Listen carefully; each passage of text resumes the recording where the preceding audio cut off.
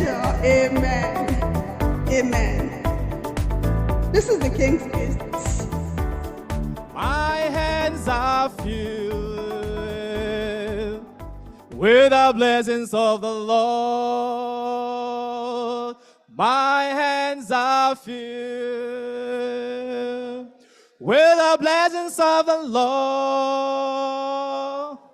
Anyone I touch surely must be blessed. My hands are filled with the blessings of the Lord. And he revealed the greatest truth to them, which is how he saves those who come to him in faith. So that is our commission, to present the true God to the world so that they understand who he is, not as his character. We want to, even in the physical realm, we want to associate people with people of good character. People say, show me your friend, I teach you who you are. You know, so when we let people know who God is, then we want to come closer. Just as we are attracted to nice people. So that Sabbath afternoon, I don't know if there's anything somebody wants to add there. Okay. I wanted to say that the children of Israel stayed 430 years in Egypt, and they forgot their God because it was a long time. Some of them took to the worship of the Egyptians. That even when God showed them miracle through the Red Sea, giving them clouds in the afternoon to shed them and fire at night to protect them, they still did not obey God. They've forgotten God out of their hearts. What of us today? Let's bring it home. We came from our homes to America, and we have picked up American culture. We have forgotten the way we worship God. We do our own things. We come to church for a show. Are we really worshiping God the way it should be? Should Jesus come today and find any one of us ready to go up? This is a lesson for us to learn. Okay. Thank you. That is why Apostle Paul says that these are written for us, for the people who will be there alive at the end of time. So let us learn from their mistakes and take correction. Thank you so much. So when we come to Sabbath of the Lord on Sunday, somebody get Exodus 35, 1-3. Yes, 1-3. Then Moses gathered all the congregation of the children of Israel together and said to them, these are the words which the Lord has commanded you to do. Work shall be done for 6 days, but the 7th day shall be a holy day for you, a Sabbath of rest to the Lord. Whoever does any work on it shall be put to death. You shall kindle no fire throughout your dwellings on the Sabbath day. Okay. Now we have heard that short reading. So the question here goes, what truth was retreated to the people of Israel? To the people here in the context of building of the sanctuary. Was the sanctuary important to be built? Yes. Did it matter much to them? Yes. But there was a truth. What truth was retreated here concerning that building? The truth of the Sabbath. The Sabbath. Yeah, that even though you are doing the work of the Lord. Exactly. Yeah, you should still remember to keep the Sabbath holy. Yeah. So I don't know the meaning of retreated. What is it? For clarity. Or to reinforce clarity, to emphasize, for better understanding and thereby application. So the truth is retreated here, the Sabbath. As captioned here, the Sabbath of the Lord. Even as important as the tabernacle is, do not do anything there for me on my day. Work shall be done for 6 days, Monday to Friday, just as the good Lord did when he created heaven and earth for 6 days. And he rested on the Sabbath day and hallowed it. Still continues that importance, the emphasis on the Sabbath. The Sabbath is for the Lord, it's not for me, it's not for you. We are building his temple. He said, don't build for me on the Sabbath. That shows how important the Sabbath is to the Lord. And that means it should be important to us too, because he has it. He doesn't want us to do anything for ourselves or even him on that day. The Sabbath and its message was, is, and always will be about God, who he is, and what his mighty works are. The Sabbath reminds us of his creative and salvific, that's intent to serve. His intention to serve us, the actions that go with it, and focuses our attention on God, who wants to dwell with his people. In this way, the Sabbath and the sanctuary point in the same direction, God's presence in our lives. You see, we are here in the church today, right? We are not in the market. God, to worship him, his presence in our life. The Sabbath is for him. The Sabbath of the Old Testament church conveys a manifold message, even the Sabbath of now, as we are here. One may summarize its essence in 5 crucial points. What are the points the Sabbath is testifying to? What points are the Sabbath testifying to? Creatorship, isn't it? Because he created the heaven and the earth and rested on the Sabbath. We acknowledge his creatorship. He created us. He owns us.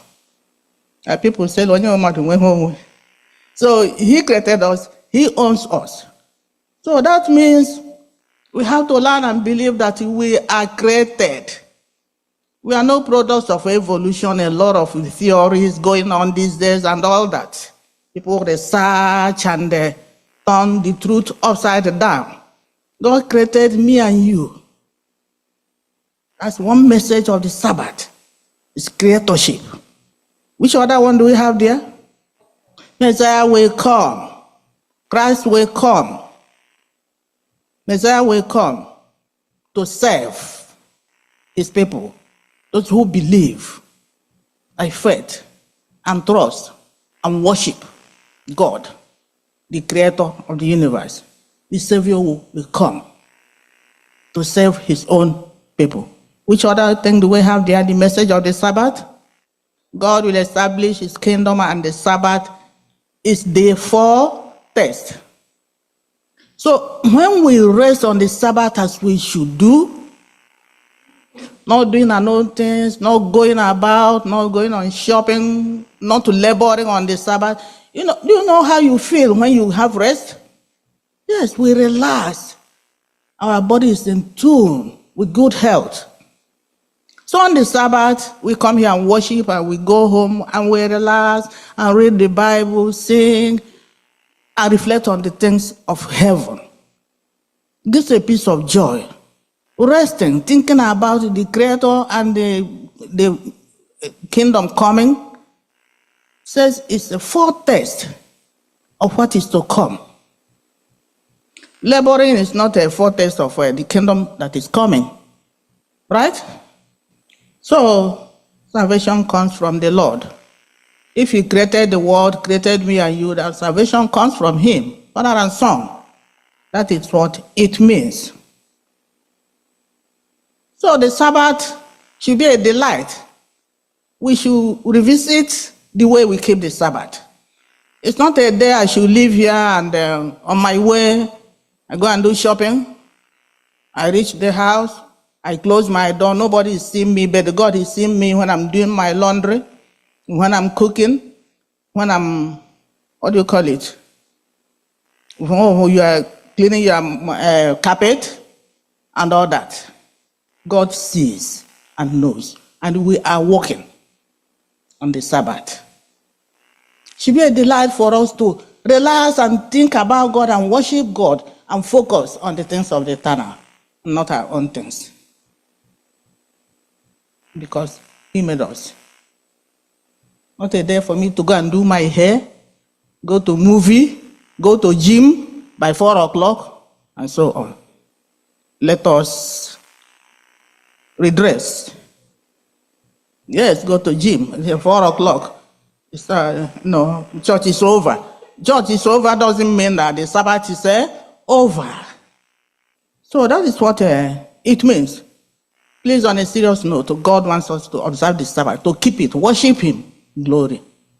His tabernacle, don't construct on the Sabbath, both the physical and spiritual tabernacle. Dot. God is the ultimate judge. As the creator, He is the ultimate judge.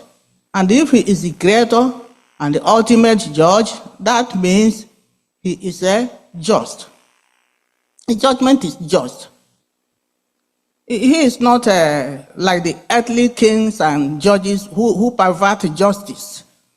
Do we see perversion of justice go, very much highlighted these days? Yes. God does not pervert justice. As He is the creator, He is the right judge. His judgment is just. If He says you are wrong, you are wrong. If He says you are right, you are right. If He condemns, it is that. Lord of justice, yes. It's good that we're pointing out the things we should avoid on the Sabbath day. But it will also be good for us to remember what Christ was teaching us while He was here in terms of how to observe the Sabbath. It's not just avoiding, it's also doing good. Exactly. If we look at the text again, the last phrase on verse 2 says, "Whosoever doeth walk therein shall be put to death." I don't know, we talk about the Sabbath, but we forget this most important part of the lesson, that the death penalty is attached to work done on the Sabbath. Among all the commandments that we have, this is the one that God pronounced immediate death sentence. So why is it that we don't die today immediately for all the things we do on the Sabbath? The scripture said that Christ took upon Himself our sin. And taking upon Himself our sin does not mean that we are at liberty to do anything we want on the Sabbath. And so we need to maybe from time to time review Isaiah chapter 58, verse 13 and 14, that talks a little more in detail what we can and cannot do on the Sabbath. Because sometimes the Sabbath is a day when some people choose to clean up their car because they are going to church, or wash their car because they are going to church, or polish whatever they have to polish, or sweep their houses they haven't swept in a week. There are so many things that the church, not this church, but all the Seventh-day Adventist churches, we need to take a little time to think about what should and should not be done on Sabbath, because the Sabbath is so holy and so important to God that God pronounced a death sentence on whoever is going to mess up with the Sabbath. So it's something that we need to take seriously. And among all the commandments given, it is the only one that is going to be translated from here to heaven. That's how important it is to God. Yes. When I was studying the lesson too, I thought about it. I said, death penalty for violating the Sabbath. That shows how important it is. And these days, you go about profane the Sabbath, do whatever you want. Say, God is so kind to us these days. You know that. So thank you actually for that. Somebody was raising. Yeah, it's me. Happy Sabbath, everyone. Happy Sabbath. Isaiah 58, verse 13 reads, if you turn away your foot from the Sabbath, from doing your own pleasure on my holy day, and call the Sabbath a delight, the holy day of the Lord, honor him, and shall honor him, not doing your own ways, nor finding your own pleasure, nor speaking your own words, then you shall delight yourself in the Lord. It is about how much you love the Lord that the Holy Spirit will help you not to be lawless, but to disobey or do your own thing on that Sabbath day. If you know that who you are dealing with is a man that you cannot keep secret away from, who will give you reward at the end of time according to how you serve him, how you feared him, how you reverence everything he tells you to do, then you will follow the Sabbath as the Lord has prescribed and do good on that day as the Spirit will lead. Thank you. I just want to ask one question. This lesson says, even though you are building the tabernacle for God, don't build it on the Sabbath. So let's bring it home. I work in healthcare sector. We always say, oh, is charity work that we are doing, we are saving lives. But now he's saying, don't build a sanctuary on my Sabbath. So I want you to throw more light on that. If I have to save a life, and I'm saving that life on a Sabbath day, and this lesson is saying, don't build a sanctuary for me on the Sabbath, I want a clarification on that, please. Okay. So you work in a healthcare setting. I will give people a chance to answer that question. Yes, you work in a healthcare setting. Is it an emergency? Yes. Or every morning you leave your house and go in emergency? Okay. So I have to save a life, right? Okay. So that is your job, right? Do you do that on ordinary days? Do you do it on ordinary days? Yeah. Okay. And you do it on the Sabbath? Yes. Good.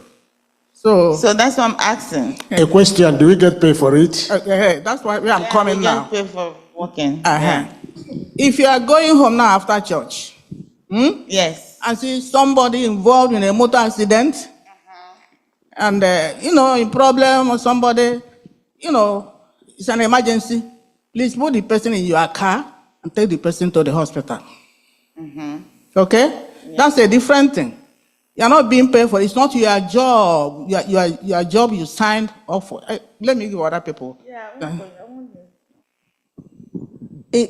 Organizations have their own hospitals.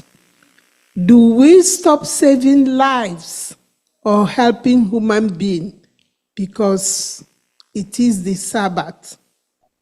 Didn't Jesus do good on the Sabbath? We have been encouraged to do good on the Sabbath. That includes our going to work, because we can't dump sick people on the Sabbath. We must always go to help them. And just one thing. I have something. Sorry, ma. Go ahead. Oh, I just want to say on Sabbath, happy Sabbath, everybody, by the way. This is Chidima. I just want to reply on that. It's good to do good on every day, including Sabbath.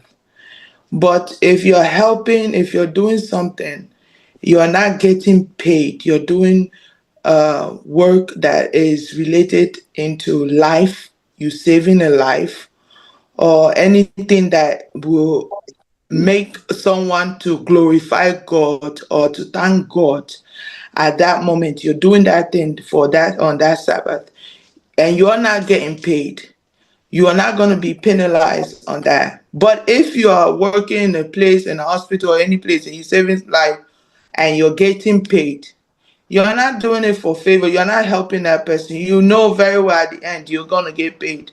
So technically, that's what I believe, that what God is saying.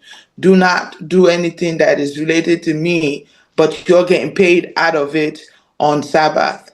But if you're saving life and you're not being paid and it's being to glorify Him, yes, you are free to do that. Thank you. Can I add something to what was just said? When it comes to hospital work, we have our hospitals and they are staffed 24 hours a day. The only difference is that if I am working for an agency, understand that clearly, if I'm working for an agency, I control my time. If I choose to work at the Sabbath, I'm not just simply doing it because I want to help somebody. I'm doing it because I want to make extra money. That is where the problem is. But if I'm in a hospital staff and I'm scheduled to work on the Sabbath, I have to respond and take care of the patients. But if I'm working for myself, I do not need to work on the Sabbath because the hospital is covered. Unless they call me on an emergency to come, then I can go. I cannot schedule myself to work on the Sabbath in order to make extra money. Okay, please, let me, I remember one thing. Okay, so, all right. When you are talking of the Adventist hospitals, everything is organized and streamlined in a different way from the other hospitals out there. On the Sabbath day in these Adventist hospitals, because I have lived inside one of them, there's no consultation. Offices don't open. The kitchen doesn't open. Nothing. It's only the people who are already there. They cannot help themselves. Unless emergency. Yes, unless emergency. Like so I've equally seen in that same place, I've seen people, somebody, car struck somebody down. They bring the person. So no consultation. Doctors don't consult on the Sabbath, except in emergency. Emergency. No, these are different, you understand. Only the people who are in bed. I don't know what, Clara, you were. Yeah, I just wanted to, I happen to be a product of Seventh-day Adventist Hospital or okay. On Saturdays, we only have the surgeons, everybody on call. Nobody comes to, like you say, scheduled appointments and all those things. And most of the time, you know, we don't get paid hourly. And if you're working, it's just the people we are attending to the people that are already there. But so when we come here and we take that and say, oh, I'm doing charity work, that is not charity work. You schedule yourself to work. And when you go to apply for a job here, they tell you tell them what you want and what you don't want. And they say, I don't work on Sabbath, I don't work on Friday night. And but when you say, oh, I want to protect my job, then you are saying, God, you cannot provide for me. Yeah. So this is one thing we all have to bear in mind. It's not, do I love God? Do I want to obey Him? Or do I want to do my own things? These are the things that govern how you want to operate and how we honor God, even the Sabbath. The Sabbath is not different from the other laws. I just want to say we are drifting from the lesson. The lesson is about instruction given to Moses not to construct the tabernacle on a Saturday, on a Sabbath.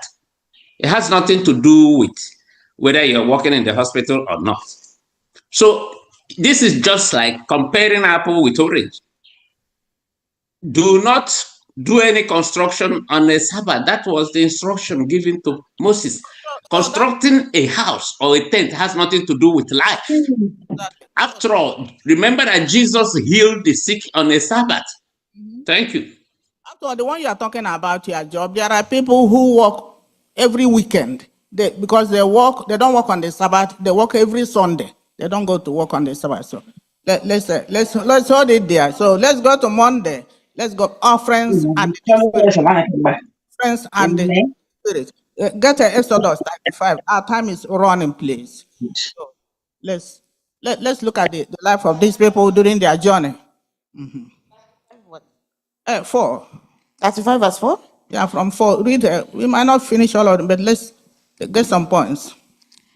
And Moses spoke to all the congregation of the children of Israel, saying, This is the thing which the Lord commanded, saying, Take from among you an offering to the Lord. Whoever is of a willing heart, let him bring it as an offering to the Lord. Gold, silver, and bronze, blue, purple, and scarlet thread, fine linen, and goat's hair, ram skin dyed red, barge skins, and acacia wood. Oil for the light, and spices for the anointing oil, and for the sweet incense. Iron stones, and stones to be set in the ephod and in the breastplate.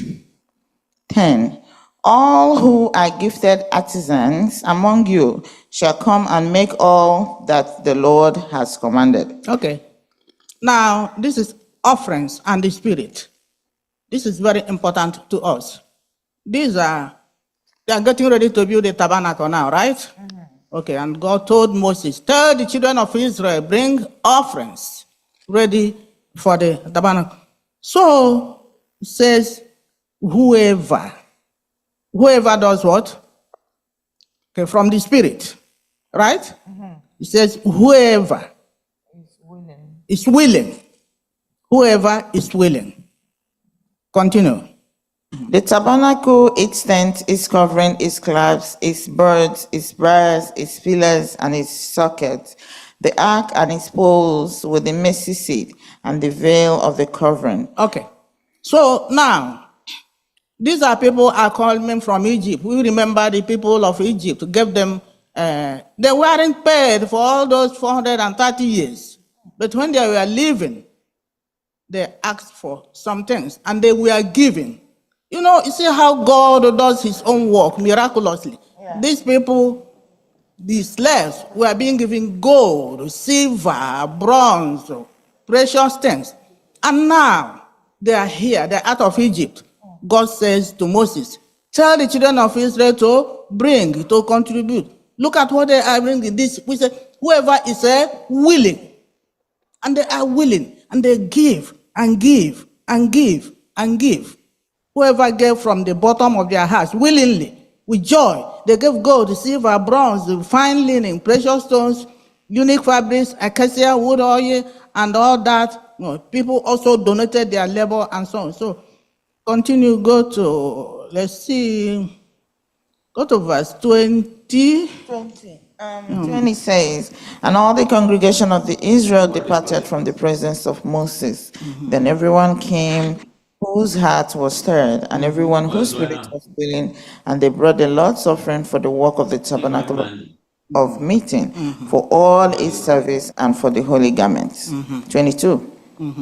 They came both men and women, as many as had a willing heart, and brought earrings and nose rings, rings, and all jewelry of gold, every man who made an offering of gold to the Lord. Okay. They go from Egypt. Now it was their opportunity to give offerings of gratitude for God's merciful and mighty leadership. And their hearts were moved to accomplish this work to his glory. Okay, let me say something here. So how do we give? Do we give to demonstrate our position in the social strata? Do we give to the glory of God? And after all, we say God created us, so all we have is his own. How do we return our tithes faithfully? How do we give God? Do we give like Ananias and Sapphira, keep some of the proceedings back, and so on and so forth? What spirit? And then yes? I think this text contains about 3 or 4 chapters. I just want to bring them together. Now, everybody that gave willingly. And that is what is prescribed here. About 4 times God said, a willing heart, willing heart, willing heart. And when I calculated the number of people that gave, the scripture said that 603,550 people gave. The number of people that gave and that left Egypt was, according to scriptures in Numbers, was 600,000. If 603 gave, it means that almost everyone that left Egypt gave something. Okay. And now what we find that they gave to the point where the work of God, Moses said, stop, we have more than enough. Yes, we are going there. So in the church today, I want to bring it home because this is not about Israel anymore. Our church tells us that only 1/3 of the church people give. And because only 1/3 of the people that come to church give something to support God's work. And that is why the church is constantly asking for money. If everyone should give like the children of Israel gave, the church will have no need asking for money all the time. Okay. Okay. So thank you for that contribution. So yes, that is true actually. So the highlight of it here is that these people gave willingly, not minding how precious the things they were given is. They gave willingly for the construction of the this thing, the tabernacle, and Have a different contribution. We talked about how the children of Israel were given kind of like a reparations when they were leaving Egypt. And I find it sometimes like disheartening that sometimes when the Black Americans ask for reparation, some of us from the diaspora will always say, oh, they don't need it. And I think as Christians, we should be able to join them to say, yes, their ancestors were not paid for all the labors, and so they deserve reparations. okay. Okay, so This lesson is so befitting for today because of ENSDANY. okay, I have that in mind. Don't worry, I come there. I'm coming. Yes. So that is that. So that is that. The willingly we are talking about willingly to the glory of God, not our own glory. About Ajay. So not only gift that these people were gift. So there are people who God blessed and gave them spiritual gifts. People like our time is far gone. Bezalel Ahola, filled with his Holy Spirit in the work of artisan to build the temple. So God blessed them. The Holy Spirit was on them to be able to do those things, to be able to do the work. So being filled with the Holy Spirit, when you are filled with the Holy Spirit, you will want to do, you will want to give. And the Holy Spirit calls for being committed to the work and service of God, doing his work, obeying his will. Being filled with the Holy Spirit is not a result of incantation, spiritual incantation. These people who are committed and submitted their lives to God, and they were filled with the Holy Spirit. People were given with such joy and abundance that Moses said, don't bring again. Through the guidance of the Holy Spirit, God equipped and empowered the people to accurately build the tabernacle. Bezalel, Aholiab, and others were filled with the Holy Spirit. So when it comes to something like that, do you identify with yourself with what is going on? When this church was bought, we were happy. We say, glory be to God. We renovated it. We say, glory be to God. And the project going on in Aba, the ENSDANY building, the maternity, very soon, Oscar will come here and in here. So what is our response? Identify with. This is mission work. God will work to put the gospel on, going, give, share. What do you give? Time, talent, treasure, and all that. Don't be behind. Don't say, I have nobody to go to the maternity. I don't have something like that. There are many things to do. You have mission offering and all that. Please. So, willingly, as the Spirit prompts us. Let's go to Tuesday. The tabernacle built. The tabernacle built. What do you think such explicit instruction was given? What does this teach us about how God cares about every detail? Get some section there and read 36:8. And further. Then all the gifted artisans among them who worked on the tabernacle made thin curtains woven of fine linen and of blue, purple, and scarlet thread with artistic designs of cherubim. They made them. 9. The length of each curtain was 28 cubits. Okay, stop there. So, for the tabernacle, God gave Moses a blueprint. Everything should be built according to the specification I'm giving you, because it's according to the one in heaven. You see, this is the length, this is the width, this is the material for this, and so on and so forth. Why? It has to represent the other one, the real one. Not that this one is not real, not that it wasn't real. It was. But God wanted it to be done according to that specification. The look-alike, the resemblance, everything accordingly. God is a God of order and holiness. Isn't it? Yes. So he wanted Moses to build it according to that one. And everything about it is about Christ also. It's to reveal Christ. It reveals Christ. The things about the sanctuary and the services, as we shall see, about Christ. So God wanted everything in order and according to what he has in heaven for the worship of the true God. So Moses carefully constructed the tabernacle, and instructions he had received on Mount Sinai were diligently implemented. The biblical text enumerates the following: the tabernacle in the text below there, how everything was done: the lampstand, the altar of incense, the altar of burnt offering, basin for washing, courtyard, and all that, according to what there is in heaven. Then when you go there are two different closely related services which were performed in the sanctuary during the year when the sanctuary has been completed.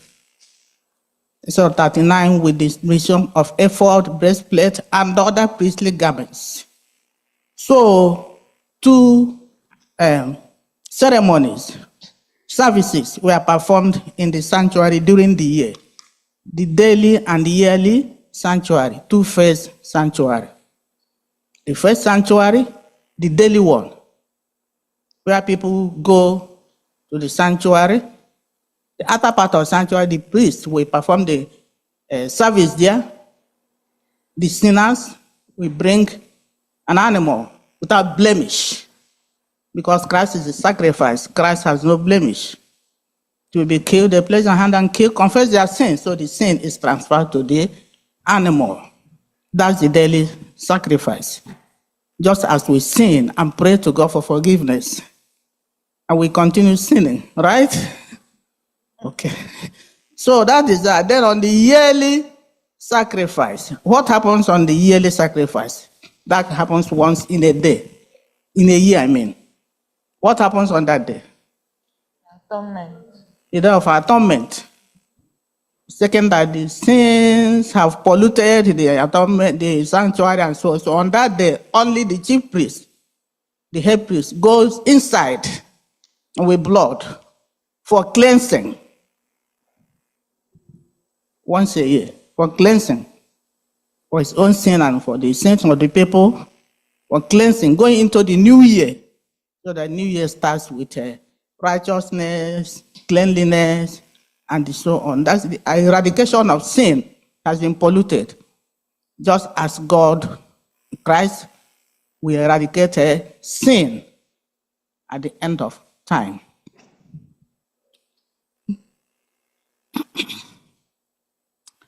We are running now. So, Yeah, the yearly sacrifice performed, yes. Before we leave Presently, this- Christ do for ministry in the heavenly sanctuary is another expression of God's work for us. He will bring the final solution to the same problem, to the problem of evil. The sanctuary was a place for worshiping God, praising Him, and giving thanks. Worship is about maintaining one's relationship with a God who invites believers into His fellowship. Come to me. Oh, you whole level. I don't know if you have something. Yeah, in there. I just wanted to mention. Briefly, yes. In the last 2 lessons, we were wondering why Moses went up to the mountain and spent 40 days with the Lord.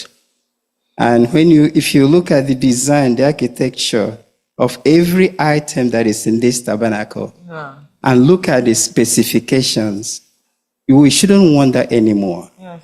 I don't even know if I remember all these things. And I don't know what jotter he has, how big that jotter is. To have all the dimensions and the design of all these things, I don't think we should wonder anymore why he spent 40 days there. With God. Okay, let's go to one is God's presence in the tabernacle. Go get 40. Go get Exodus 40, somebody. Then the Lord spoke to Moses, saying, On the first day of the first month, you shall set up the tabernacle of the tent of meeting. You shall put in the ark of the testimony, and partition off the ark with the veil. You shall bring in the table and arrange the things that are to be set in order on it. And you shall bring in the lampstand and light its lamp. You shall also set the altar of gold for the incense before the ark of the testimony, and put up the screen for the door of the tabernacle. Then you shall set the altar of the burnt offering before the door of the tabernacle and of the tent of meeting. 7. Okay, stop it. So Moses set up the tabernacle on the first day of the first month of the second year, right? As God asked him to do. Okay, read on, let me see. 7? Verse 7. And you shall set the lever between the tabernacle of meeting and the altar, and put water in it. You shall set up the court all around, and hang up the screen at the court gate. And you shall take the anointing oil and anoint the tabernacle and all that is in it. And you shall hallow it and all its utensils, and it shall be holy. 10. You shall anoint the altar of the burnt offering and all its utensils, and consecrate the altar. The altar shall be most holy. And you shall anoint the laver and its base, and consecrate it. Then you shall bring Aaron and his sons to the door of the tabernacle of the meeting, and wash them with water. You shall put the holy garments on Aaron, and anoint him, and consecrate him, that he may minister to me as priest. Okay. Go ahead. Okay.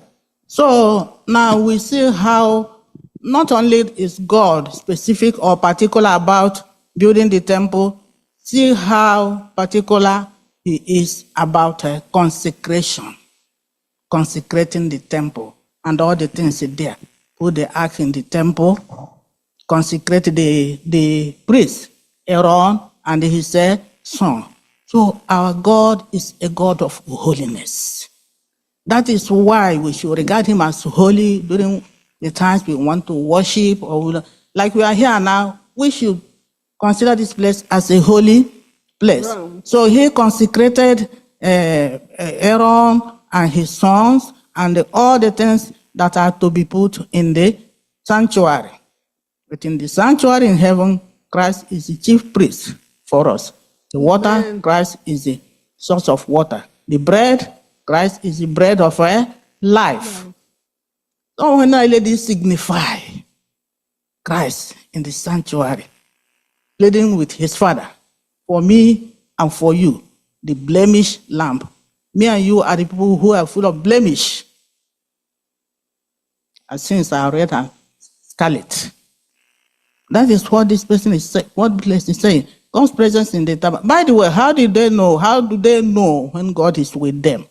How do they know? How do they feel the presence of the God? The cloud. The clouds and the smokes. Yes, the cloud. The cloud stays with them on the tabernacle. So in the day, there's the cloud to shade them. In the night, there is a light to give them light. And the tabernacle, the cloud and the fire were not moving every time. When there is no movement, when the cloud stays, they don't move, right? When God indicates the time they move, isn't it? They follow the cloud and the light. So how do we follow God's leading? Do we go when he says go? And do we stay when he says tarry? Or he says stay, we continue going? When it is dark, we find our own light. When he says stay, we go. When he says go, we move. These things concern the way we live our spiritual lives during this journey from here to the New Jerusalem, crossing our own Red Seas and mountains and all that spiritually with the problems and obstacles we have. Right? We should follow God's command and lead. Not doing our own things the way we want. Pray and answer our prayers because of lack of faith and trust in God and all that. Let's try to finish. I don't know if there's anything we... Can I add something to this? Mm-hmm. God is a God of grace. Mm-hmm. The specifications given to Israelites, given to Moses, was too many of them. There's no way we could have remembered all of them today. This is why Christ died, that we might be made whole. The Bible told us that, or tells us that, our body is the temple of God.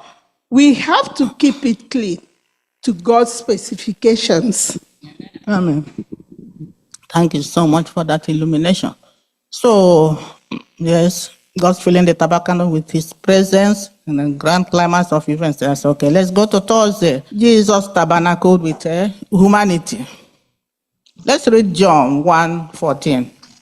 John 1:14 reads, "And the Word was made flesh and dwelt among us, and we beheld his glory, the glory as of the only begotten of the Father, full of grace and truth."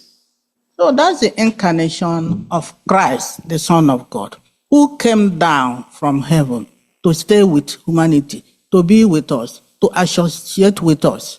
The same God, close divinity with humanity. Moses wasn't able to see the face of God over there because it was too much for him. The fear of God, the glory, and so on. But God was able to send his Son, who is him too, to be with us. Why? Because of our sins. And he wants to save us. You see how God goes to save his people. During his incarnation, Jesus tabernacled with humanity.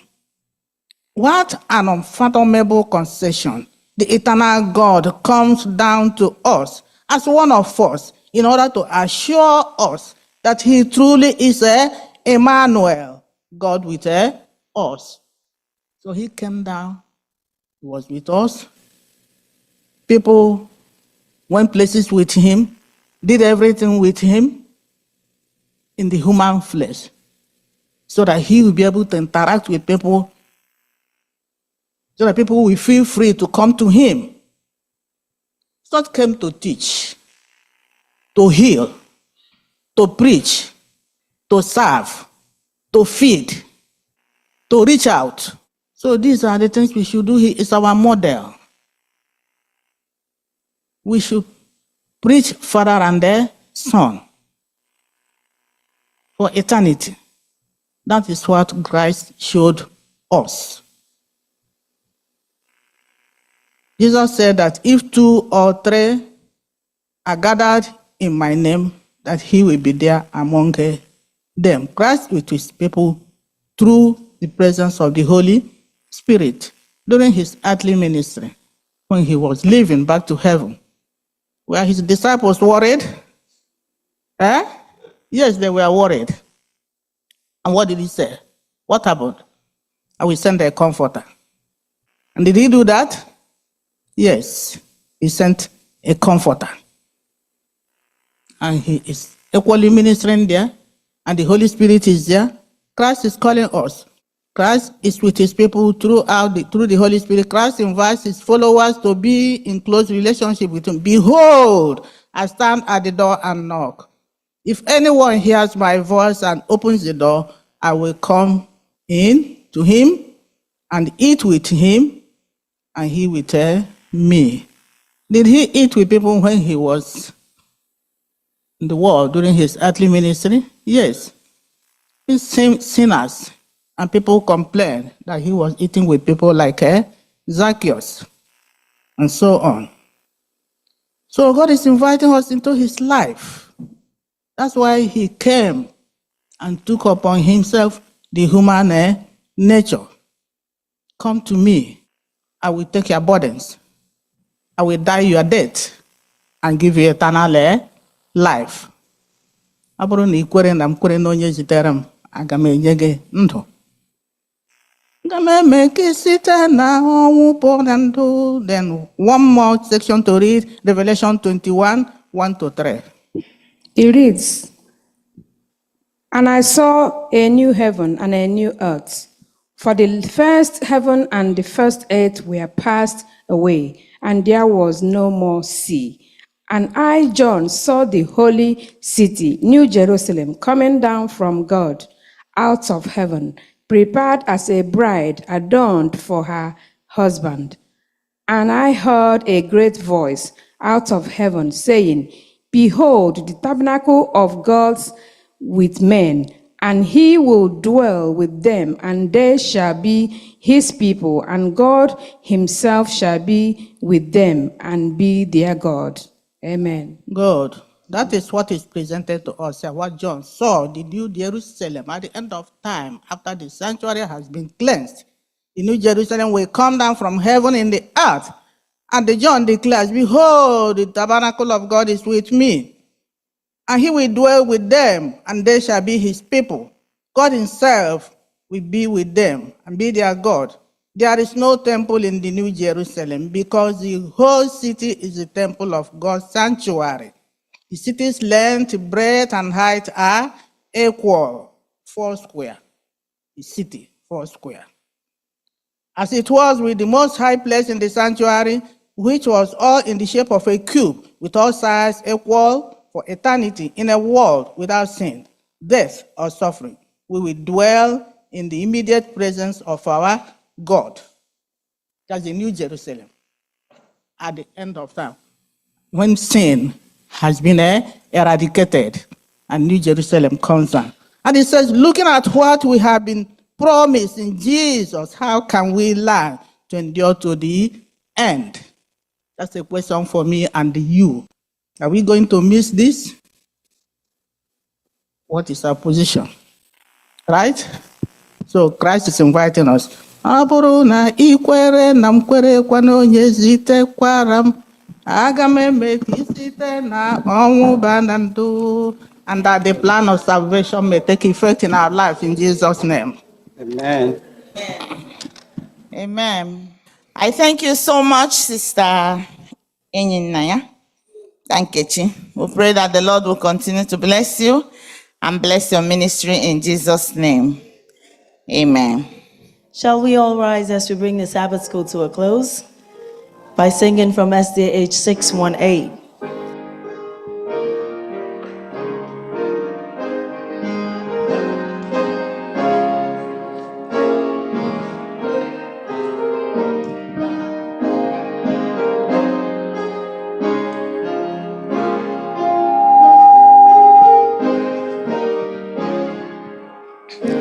And oh, for Jesus,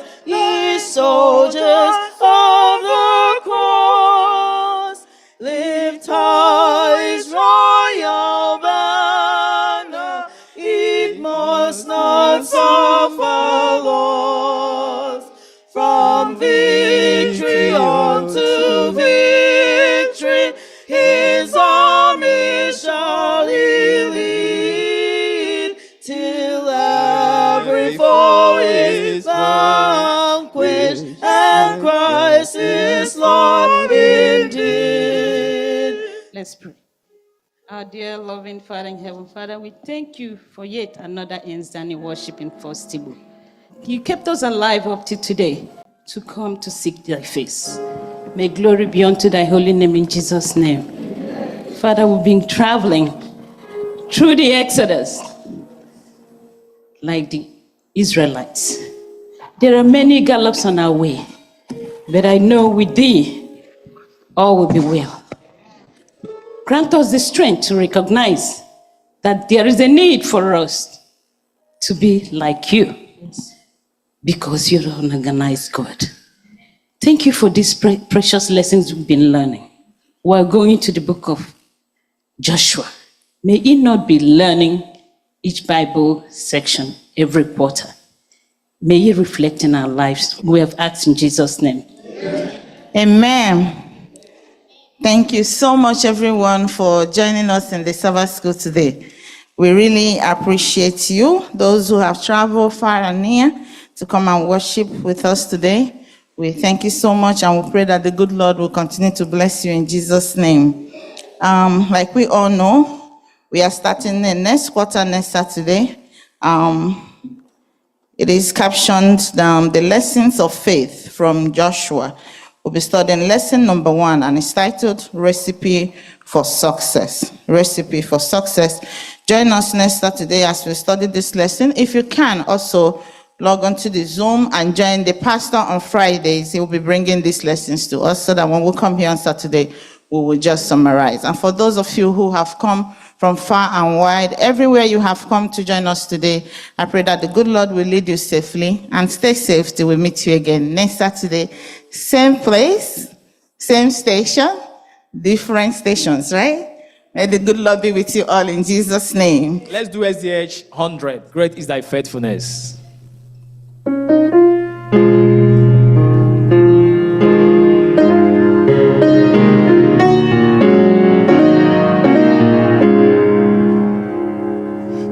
Great is thy faithfulness, O Lord my Father. There is no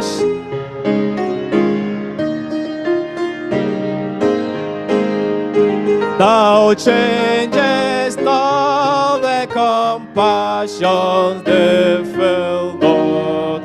As thou hast been, thou forever would be. Great is thy faithfulness, great is thy faithfulness. Morning by morning, new mercies I see. All I have needed, thy hand has provided.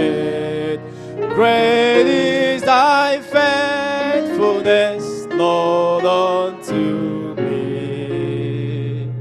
SJH 1.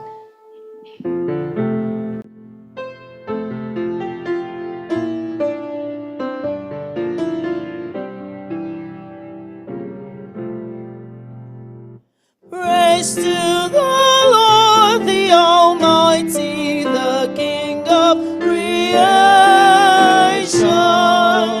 Oh, my soul, praise Him, for He is thine health and salvation. Hallelujah!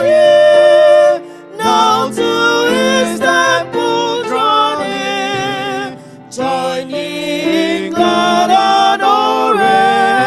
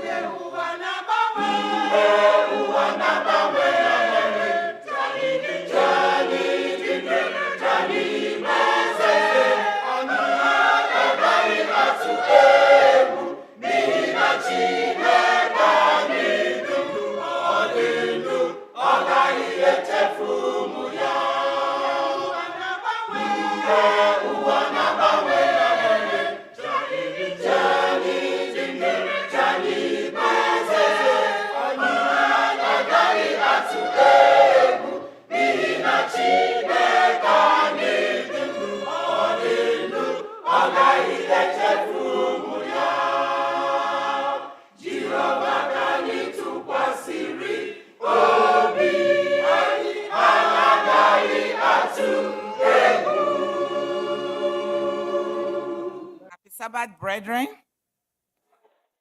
May we stand as we take our call to worship. To the book of Exodus, Exodus chapter 20. It reads from 8 to 11. Remember the Sabbath day to keep it holy. 6 days you shall labor and do all your work. But the seventh day is the Sabbath of the Lord your God. In it you shall do no work, you, nor your son, nor your daughter, nor your male servant, nor your female servant, nor your cattle, nor your stranger who is within your gates. For in 6 days the Lord made the heavens and the earth, the sea and all that is in them, and rested the seventh day. Therefore the Lord blessed the Sabbath day and hallowed it. Amen.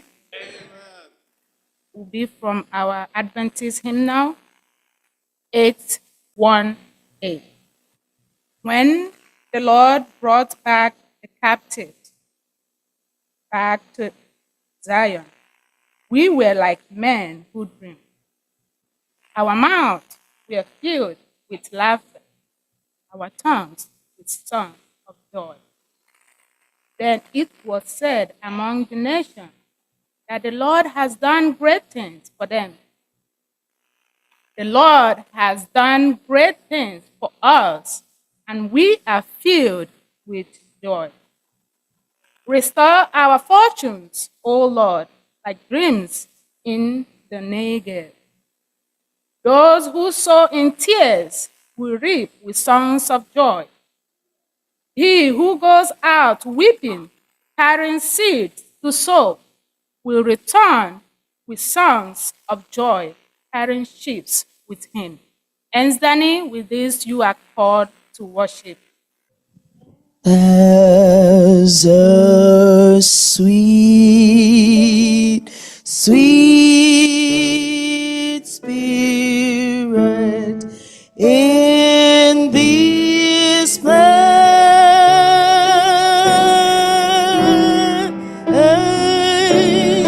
and I know that it's the Spirit of the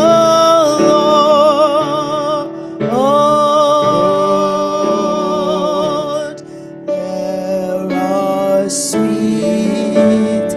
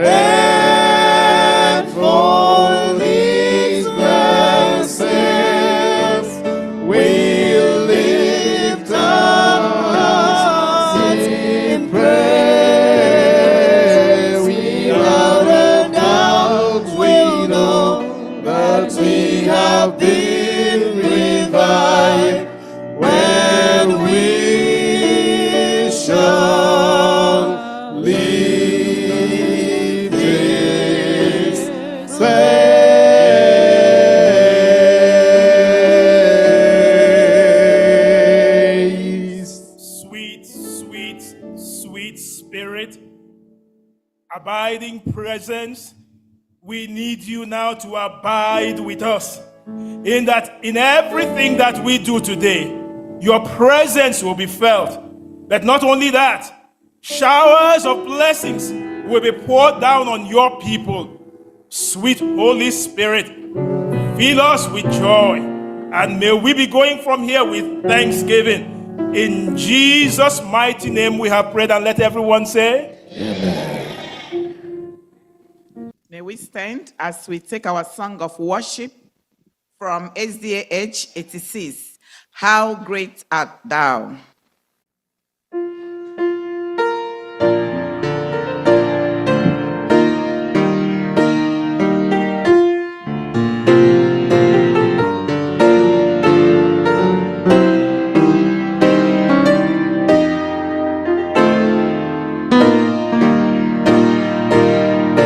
Oh Lord my God, when I in awesome wonder consider all the works thine hands has made, I see the stars, I hear the rolling thunder, thy power throughout the universe displayed.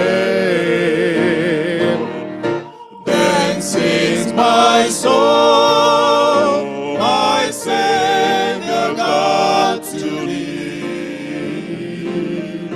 How great thou art, how great thou art. Then sings my soul, my Savior God to thee. How great thou art, how great thou art.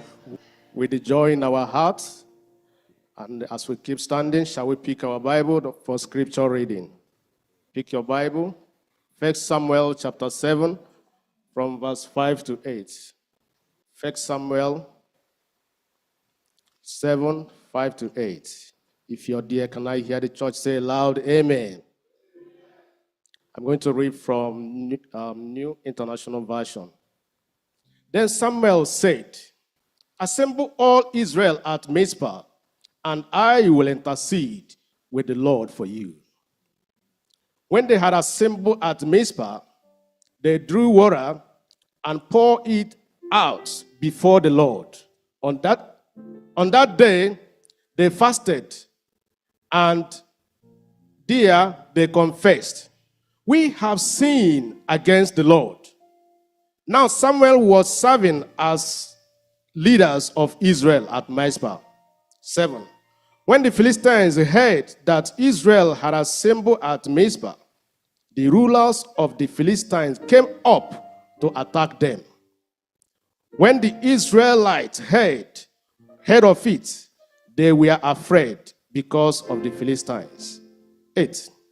They said to Samuel, do not stop crying out to the Lord our God for us, that he may rescue us from the hand of the Philistines. May our good God add blessing to his words. In Christ's name we pray.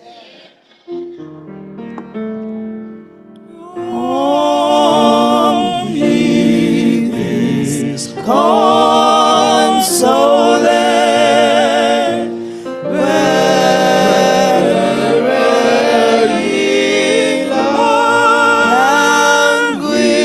Oh, come to the mercy seat, Father's leading.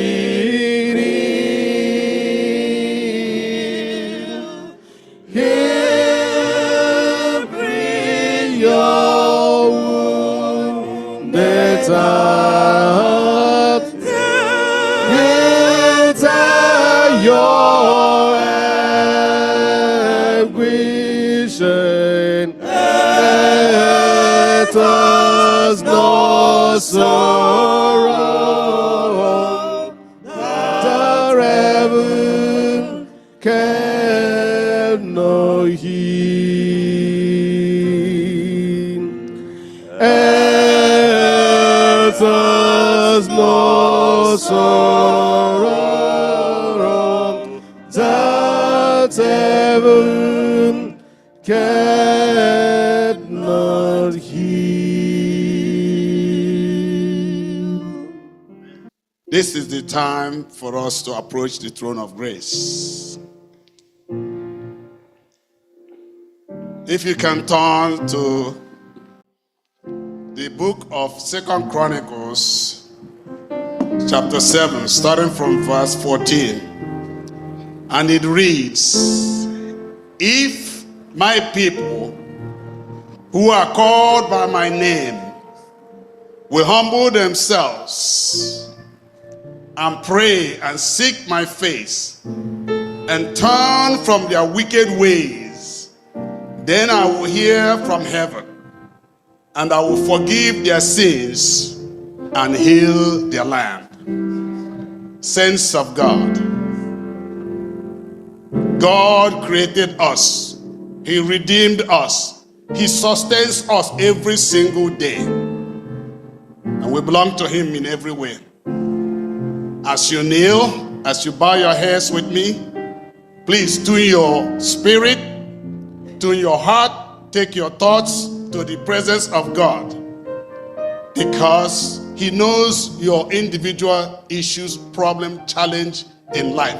And it's only Him that we can go and give our burdens. Nobody else. No matter how bad things are, we can only go to no one else but God Himself. So bow with me as we pray. Gracious, loving Father in heaven, Most High God, the owner of everything that exists, both seen and unseen, we bow before you in humble heart, thanking you for a very good Sabbath day. The day you kept holy, you asked us to keep it holy as a memoriam for your creation. And thank you for this day and the blessings of the Sabbath. May these blessings not pass us by. Cleanse us from all our sins and our iniquities, Lord. Every aspect of our sin, including the ones in the past, the ones present, and the ones to come, are all known to you. Wash us clean with the blood of Jesus. Cover us with the blood of Jesus. Every single person in this sanctuary and the persons listening on the platform. Father, I bring to you this congregation, this ENSDANY. You know their challenges. You know what they're going through. You know what they need. Please supply it for them. Help each one here. Bless each one here has come for blessings, oh Lord, including our families, wherever they may be.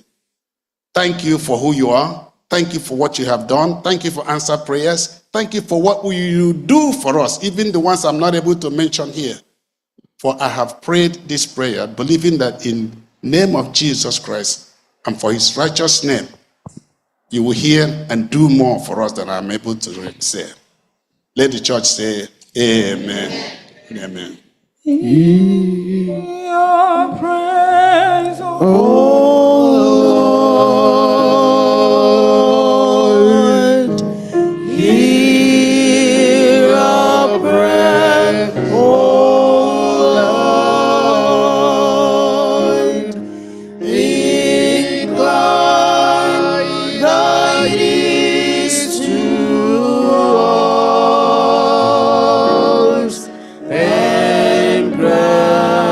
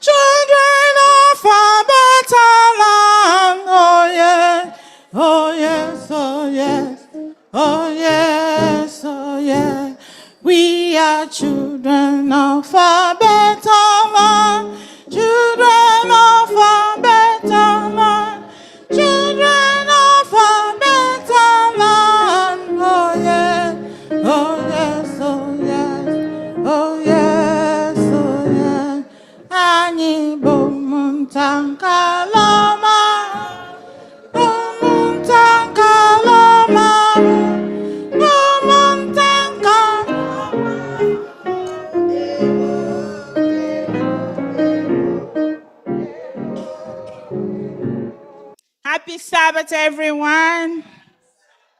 Happy Sabbath, my children. Happy Sabbath, mommies and daddies. Okay. Our story today is going to be a very short one.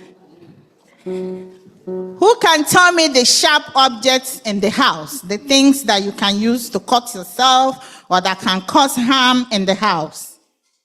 Scissors. Scissors. Knives. Knives. Ruler. Ruler, yes. When you put your fingers in the fan. When you put a finger in the fire, yes. Forks. Forks. The sharp edge of a spoon. Sharpness, sharp edges, yes. Iron. Iron. You see this? Do you have another one? Sharks. What? Sharks. Sharks? Sharps, right? English, oh, mama. Paper cuts. Okay, all right. All these things, you can see them, right? You can identify them. You know that when you touch them, they will cut you. And you know you are not supposed to go close to it. Right? You're not supposed to use them. You're not supposed to use it to cut another person.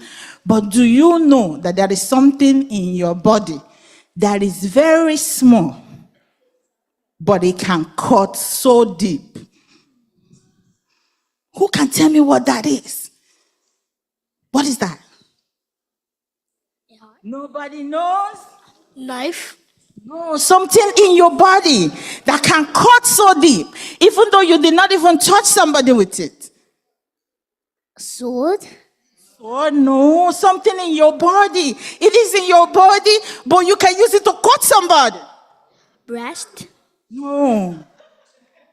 It is your tongue.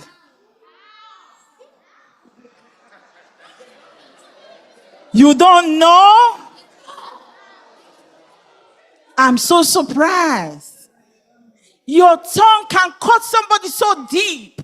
When you say some things that can hurt somebody, some things that you say and somebody will go home and cry. You use your tongue to bully people. When you bully people, you are cutting people so deep. So our lecture and our lesson today is that we should use our tongue wisely. Do not use your tongue to say those things that will cut people so hard. The things that will make people go home and cry. The things that will make people to say, I don't want to go to church today because that boy will bully me. I don't want to go to school today because they will say things that will make me not to go there. I don't want to go there just because you said something. What are we supposed to use our tongue for? For licking. For talking nicely to people. Talking nicely to people. Eating. Oh, you say eating. Compliments. Compliments. Yes. Yes. Spreading the word of God. Exactly. Spreading the word. One more. Yes. Eating your food. While you are using your tongue to eat the food, we also want you to use your tongue to praise the Lord. Use your tongue to do the things that will bring glory and honor to the Lord. Use your tongue to give compliments. Use your tongue to encourage one another. And I pray that the Lord will help us to use our tongue wisely from today onwards in Jesus' name. Who is going to pray for us? I need two prayers, one boy and one girl. Ew, I have many hands. Dear Jesus, thank you for this day. Help us that we guide us that we don't be mean. Help us that we guide us that we don't say words that will make people cry. Thank you that we don't be disrespectful for one another. In Jesus' name. Amen. Thank you for my dad's birthday. Thank you for daddy's birthday. Amen. Dear Heavenly Father, thank you for this day. Thank you for life. Thank you for health. Help us to not use our tongue to bully people and not let they cry at home. Help us in Jesus' name. Amen. Dear Lord, I thank you for food. I thank you for water. I thank you for parents. Receive all the glory in Jesus' name. Amen. If we have sinned against you in any way, please forgive us. In Jesus' name, amen. Dear Lord, help us to do positive talk with our tongues and not bully people at school, at church, or anywhere. In Jesus' name, amen. Amen. We are children of a better land. Children of a better land. Oh yes. Oh yes. Oh yes. Oh yes. Oh yes. All right, this is the time to introduce the people who are officiating today. To my far left is our sister, Sister Olwe Bere Nwokocha. She is from Trustee Borazia Church. Sister, can you wave to the congregation, please? Happy Sabbath. Following her is our sister Oluchi John from Heritage SDA Church in Queens, New York. Following her is our brother Elder Chidi Emegara from Living Faith SDA Church. One of us is not here, Brother Ejike. He's leading the choir. He's from First Igbo SDA Church. Brother, could you wave, please? Thank you. Happy Sabbath. My humble self is Oscar Wachuku from Philadelphia. And the speaker of the hour will be our dear Pastor Okezie Rondo. He is the pastor of this church, First Igbo SDA Church. He does not like accolades. And I did not ask him what to say. And I do not have much to say about him other than he's the humble servant of God. Thank you, Yaga. So after the choir sings, you will hear his voice. From every evil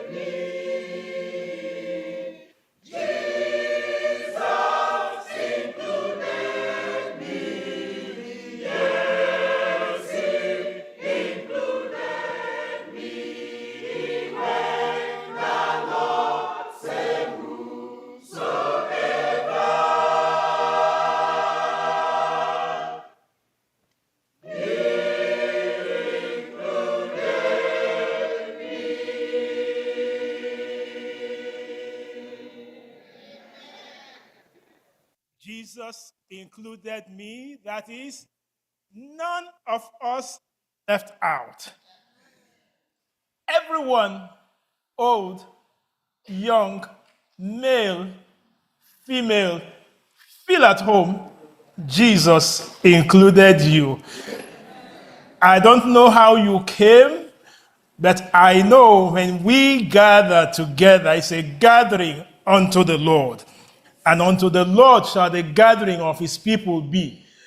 And at that point, when we gather in the presence of the Lord, we come to give him glory.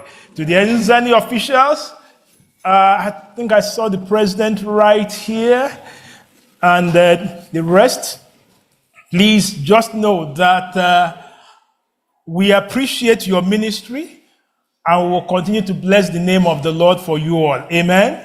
And to each one of us, let us remain faithful. And the Lord will bless our faithfulness. Amen. And what a day. Because I have a friend, an ambassador, he would, when you ask him, how are you doing? He would say, thank God I'm alive. Because from the whole scenario of things, in the political and every arena, you meet him, the first thing he will say is, Pastor, thank God I'm alive. And I don't know whether you are happy to be alive today. If you are happy and you know it, say amen. Amen. If you're happy and you know it, shout hallelujah. And if you're happy and you know it, sing that song. Imela is Imela Nara Ekela yo. Imela Ezerebube Ebubele O Imela O Ezerebube Imela O Nara Ekele Imela O Ezerebube Ebubele Imela O Ezerebube Imela O Nara Ekele Imela O Ezerebube Ebubele Oh, you know why this song is so special?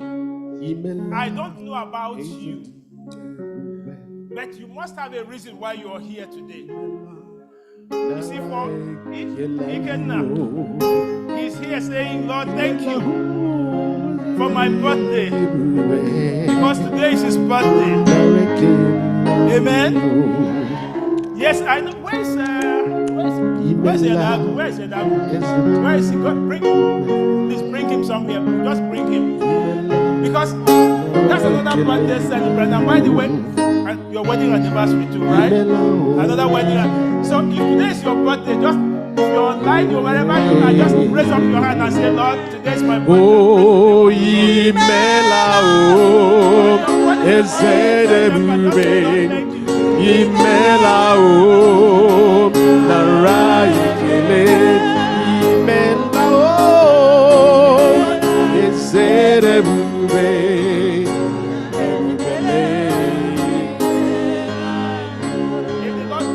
Imela o Ezerebube Imela o Nara Ekele Imela o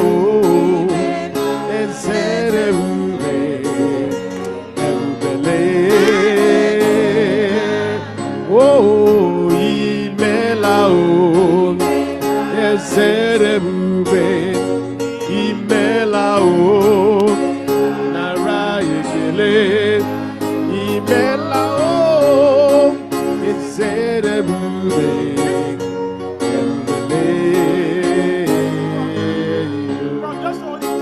Imela o Ezerebube Imela o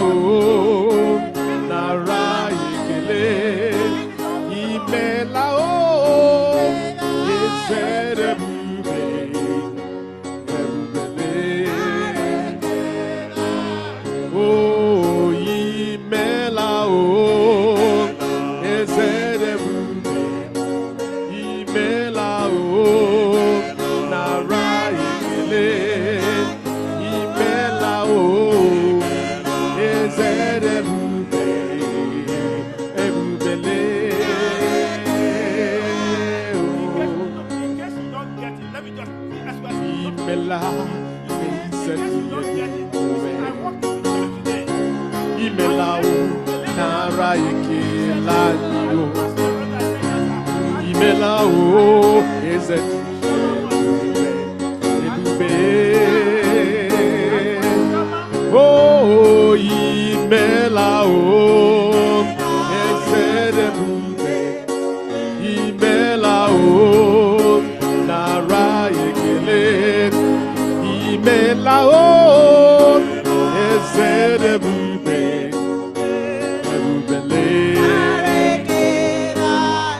Okay, you see, when you come into his presence like this, you must come with thanksgiving. Why are you here? Why have you come to meet with the Lord? You must come with your thanksgiving, and that is what this is all about. That I have come since the last 3 months that we met, as ENSDANY, we are here, and I'm alive.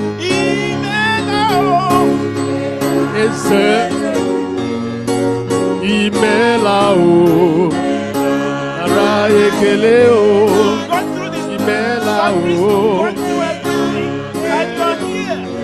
Hallelujah.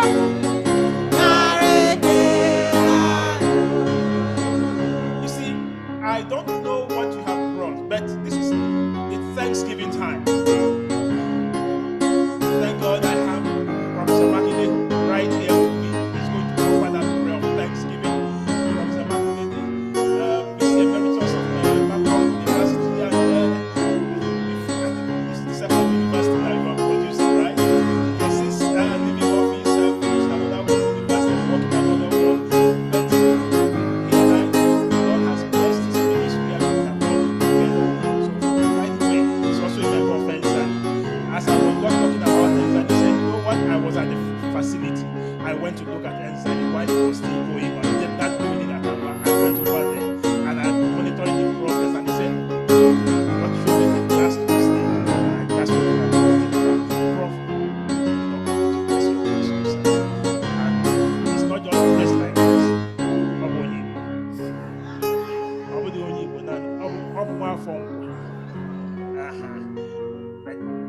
Anyị bịara isi Chineke omela ebere. Amamihe o mere, but don't hold back. So the Akos, you can see the 11 years of marriage. You can see that they are counting. Are you still going for more? They are counting, and the Lord is blessing. Amen. Where is Ikenna? Ikenna, come. We also have to pray for you. And if you're here for a special prayer, come, Ikenna. Yeah, Shoma, come. Because you see that lady? She's a bag of testimony. Yes. A lady who would pray, and even those who want to occupy the place she has, the Lord will turn them back. That is a she's a product of Babcock Law University, came over here to Columbia University to do law, just finished law, and then is now at Washington State University, and also doing another program. And the Lord has been opening ways for her. I don't know, just for you, as we bow our heads, as we thank the Lord, ask the Lord for something. As we pray, ask the Lord for something. And this Lord will do it for you, that by the time we meet at the next ENSDANY, you will be coming home here. You'll be coming right here to sing your own email. They give Amanam's label a living testimony. Amen. Amen. Amen. Yes, go ahead. Our Father and our God in heaven, it's always a blessing, it's a joy to find ourselves in your presence, where there's fullness of joy and blessings and pleasures forevermore. We are gathered together to celebrate another quarterly meeting of ENSDANY. We thank you, Lord, because from east, from west, from north, from south, Heritage, Living Springs, from First Igbo, we are all gathered together, even from beyond. You have said where 2 or 3 are gathered together, we are even more than 3 in multiples. Amen. Because you have blessed us, you have kept us alive, you have given us grace. Lord, we have families that are celebrating so many years together. Where people are breaking up, you are bringing us together. Where people are scattering, you are gathering. Father in heaven, we thank you, Lord, for the projects that we have been able to do, but especially for the more that we are going to do. Amen. But thank you, Lord, because you have made us co-workers with you in the work of the gospel. This is not a social gathering. This is a spiritual pilgrimage. And we are walking hand in hand together on the road to heaven, to the kingdom. Lord, I pray for all the people who have come in here with special burdens today. Whatever the burden may be, you receive your breakthrough in the name of Jesus. Thank you, Father, for hearing us and for blessing us so abundantly. In Jesus' name we have prayed. Amen. Amen. Let's all look at the book of Daniel. Daniel chapter 2, verses 44 and 45. And it says, in the time of those kings, the God of heaven will set up a kingdom which shall never be destroyed. And the kingdom shall not be left to other people. It shall break in pieces and consume all these kingdoms, and it shall stand forever. Inasmuch as you saw that, the stone which was cut out of the mountain without hands, and it broke in pieces the iron, the bronze, the clay, the silver, and the gold. The great God has made known to the king what will come to pass after this. Let's read the last line together. This dream is what? Certain. And its interpretation is what? Sure. Amen? Let's bow our heads as we pray. Heavenly Father, as we open your words at this time, speak to us again and give us courage and strength to press on from here. In Jesus' mighty name we have prayed, and let everyone say, Amen. 1 Chronicles 12 speaks about 22. 1 Chronicles 12, 32 speaks of the sons of Issachar. They had understanding of the times. The sons of Issachar, they had understanding of the times, which means that as time passed by, as events unfolded, the sons of Issachar and people of God, and today I will say we as ENSDANY, as we gather not only for the projects, but also to prepare for the ultimate project, which is the kingdom to come. We must also, as we come quarterly, also come prepared, knowing that even if we don't meet here, when next we meet, we will be meeting with the Lord in the ultimate place. Amen? Amen. And that is why the Lord did not hide anything from his children. There in Babylon, he sent Daniel to interpret the dream and then to let the king know the image you have seen is of time, and it must be sure and it will be fulfilled. And that's why there in Daniel chapter 2, please let's go there. Keep your fingers out there in Daniel chapter 2. If you're there, please say amen. And it says at that time, the kingdom of God will be set up. That is, the kingdom of gold, silver, bronze, iron, all of them will come to fall apart. But there is one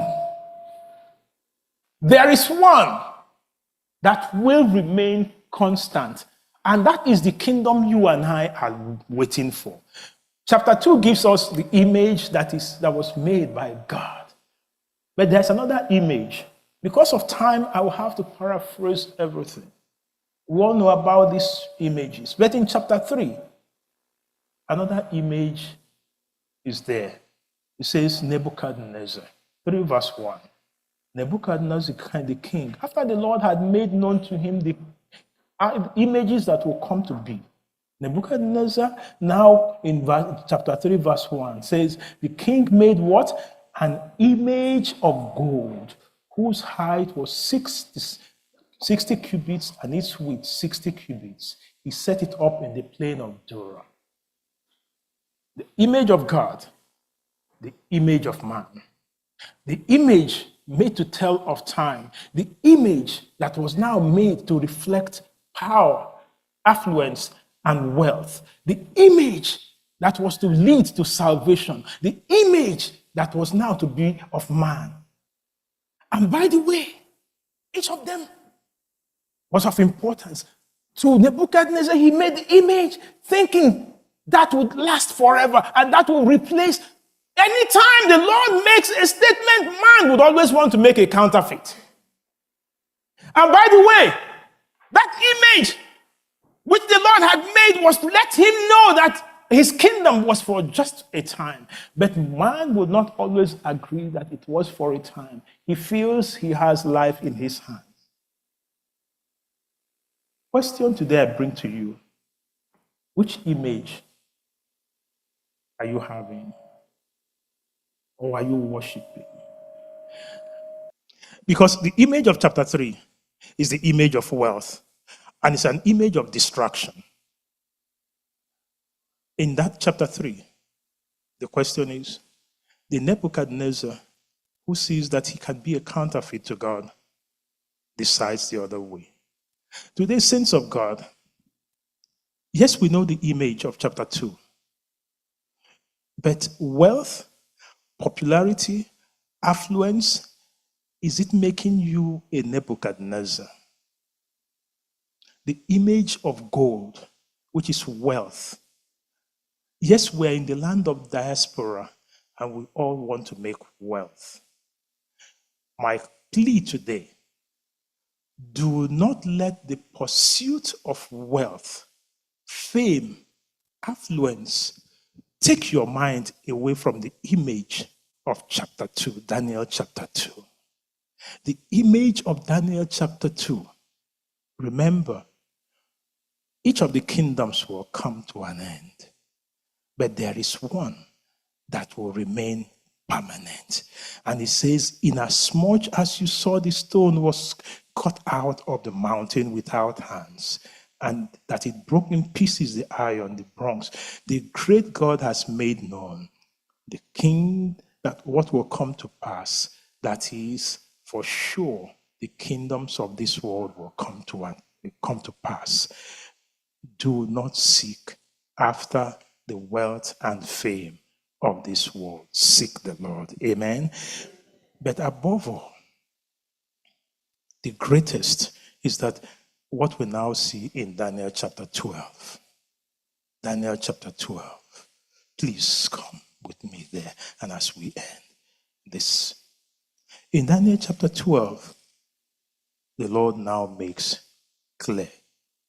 He says, at this time of commotion in the world, at this time of crisis in the world, at this time, something great is about to happen. And he says, what? At that time, what will happen? Michael shall do what? Shall stand up.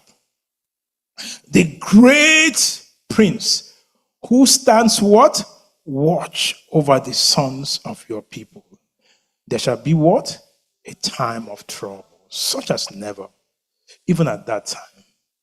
And at that time, your people shall be what? Delivered. Everyone found written in the book. At that time, that is, at the time of commotion, at that time of trouble, at that time of situation, Michael will no longer be sitting up, sitting down. Rather, Michael will be standing up. And then he stands to fight. When he stands to now reclaim the glory. He stands now to be there for you. That whatever be the trouble you are going through, time of trouble will come. Yes, do not look for time of trouble just for the kingdoms over there. Do not look for the time of troubles just for the nations over there. Time of trouble will also come in your house. Time of trouble will also come in your own life. Time of trouble will come in various forms. I don't know how your own time of trouble will be, but I am here to assure you that there is Michael who says at that time, saints of God, let me hear you say at that time, when you least expect it, Michael says, I will stand up for you. Michael is saying today, I don't know the level of your trouble, but at that time, when you are in the midst of that trouble, I will stand for you. I will come for you. And I will go through that trouble with you. Nebuchadnezzar thought he had the boys in fire. But Michael, the Bible says Michael stood up. Michael came down. Michael went into the fire. And Michael welcomed them in the fire. What a God who can go into the fire and will not be burned. And you go in that fire with him, he will see you through. At that time, I don't know your time. Whatever be your time, Michael says, I will stand for you. And by the way, he says, everyone whose name is written. That means these ones are sons of Issachar. They are looking at the time. They are following the image, and they know how far the image. They know that we are. Where are we now? You need to know we are no longer at the head. We are no longer in the middle. We are where at the toes, which means any day now. Any day now, that stone cut out without hands will be dropping. But are you ready? Is your name written at that time? Are you watching the time? Or are you carried away with running after the things of this world? Read with me again Daniel chapter 12 as we end. Daniel chapter 12 verse 1. I don't know how painful your time is going. I don't know how heartbreaking your time is going. But thank God, God did not hide anything from us. He said for sure, time of trouble will come. He did not mince word. Let's read that passage again. And that's what I want you to go home with. At that time, say with me again, at that time, Michael should do what? Will do what? Stand up. The great prince who stands watch over the sons and daughters of your people. But listen to this. Michael says what? There shall be what? Time of trouble. Such as never. Such as never. Since there was a nation. But do you notice that he did not say at that time now? What did he say? Even at that time. In the first place, he says, at that time. But in the second one, he now says, even at that time. At that time. 3 times. Even at that time. And at that time, your people shall be what? Delivered. as you go through it. I pray that Michael, when he stands up, will deliver you from your trouble. Michael, as he stands up, will not only deliver you, Michael will rescue you. Michael will not only rescue you. Michael says, when I stand up, I am going to restore what the enemy has taken from you. Michael says, from today, be bold, be courageous. I will stand up for you. Put it in another language. Michael says, I got your back. Michael says, I am mighty and able. Michael will stand for you, and you will be victorious. Amen. Heavenly Father, talking of time of trouble is not easy. The enemy is hitting very, very hard. But thank you, when he hits, you are there to receive the punches on our behalf. And thank you, you continue to grant us victory. In your home, whatever be your trouble, may the God of peace give you peace in your home. In your workplace, I pray that Michael will go with you in your workplace and grant you favor. On the road, may Michael be there for you at that time that you feel you're alone. Remember, Michael is there with you, for you, and by your side. Amen. At that time, Jesus will save. Praise God. Thank you, Pastor, for bringing the word of God to us. We pray that God will continue to bless you and bless your family in Jesus' name. May we all rise as we take our song of commitment from AZH 340. Jesus saves.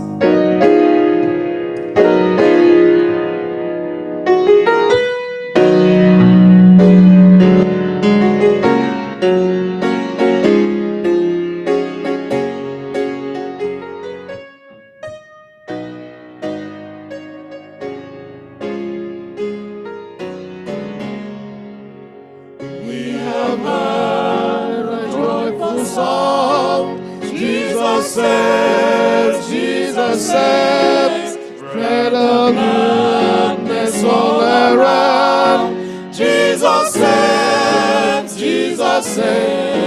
bear the news to every land. Climb the seas and cross the waves, all what is at God's command. Jesus saves. Father, I lift up this man and I rededicate them in the name of the Father, the Son, and the Holy Spirit to the ministry that you have called them to lead ENSDANY. Continue to make them victorious, and may they continue to rise to higher ground in all that they do. Lord, as I've prayed for the leaders, I want to pray for the membership. Online, in person, wherever you are today, I present Michael to you. And Michael is mighty and able. His other name is Who is Like Our God. There's none. And Michael has fought many battles, and he has never lost. Commander of the army of the saints of all the children of God. Their commander, come now. As your people place their hands on their chest, all they're saying is, Lord, I surrender to you. My tears, no matter what the tears may be, you promise that you'll wipe away tears. So wipe their tears in Jesus' name. Whatever the struggle, in their time of trouble, because you said, at this time, I will stand up. Stand for your children. And thank you. We're going to sing, each one will sing his or her own song of victory, because you will lead us through our Red Sea, and you will lead us through all the journey to the promised land. Until then, brother, sister, remain faithful, and may you be blessed beyond your imagination. The God of all favors favor you with bountiful blessings that you will never have room enough to receive it. Go forth, holding on to Michael, and Michael will see you through, because you are victorious. In Jesus' name we have prayed, and let everyone say,